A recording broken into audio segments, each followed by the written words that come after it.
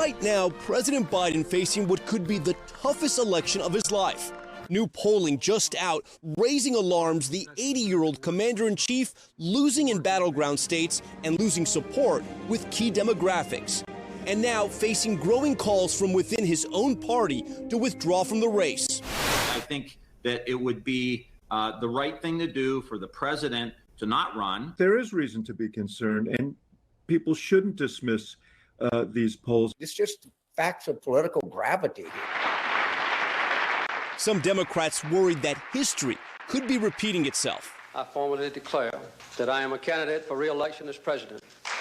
It's been more than 40 years since a Democratic president faced a serious primary challenge. In 1980, that challenger, the heir to the Kennedy political dynasty. Today, I formally announce that I'm a candidate for president of the United States.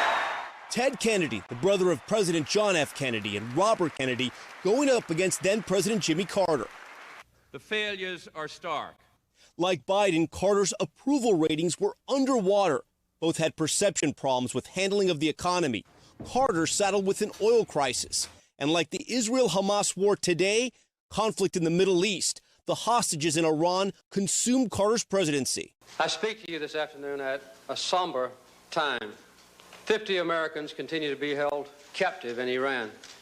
Things weren't going well. Carter had never been popular with the liberal wing of the party. There was also the fear, not for the first and last time, that the president was not in a great position to win in November.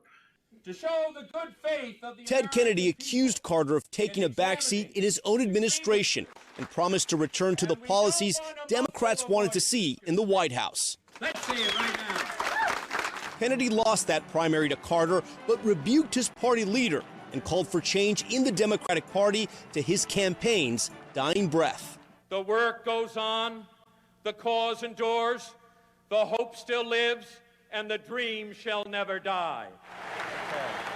President Carter, bloodied by his primary battle with Kennedy, would go on to lose to Ronald Reagan in the general election.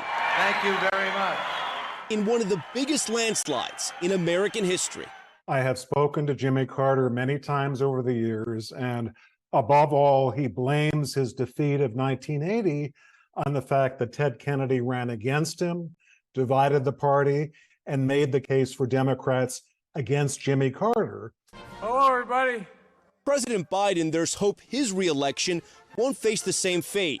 The deadlines to file for some state primaries have already passed, and many of Biden's would-be challengers have already publicly backed him. I'm not going to wallow in it. I'm going to work hard to get President Biden reelected. I'm proud to be for Joe Biden and Kamala Harris. But he is losing ground with voters that will be critical to his reelection. New polling out this week from the New York Times and Siena College showing Black, Hispanic, and young voters all starting to look elsewhere. Nearly 3 in 4 swing state voters say he's too old to be president, and a majority trust his main GOP rival, Donald Trump, over him on the economy. The Biden campaign is faced with the challenge of pulling these younger, diverse voters back into the process, engaging and mobilizing them. Now the man who has spent decades getting to the Oval Office facing historic headwinds to keep it. Thanks for watching. Stay updated about breaking news and top stories on the NBC News app or follow us on social media.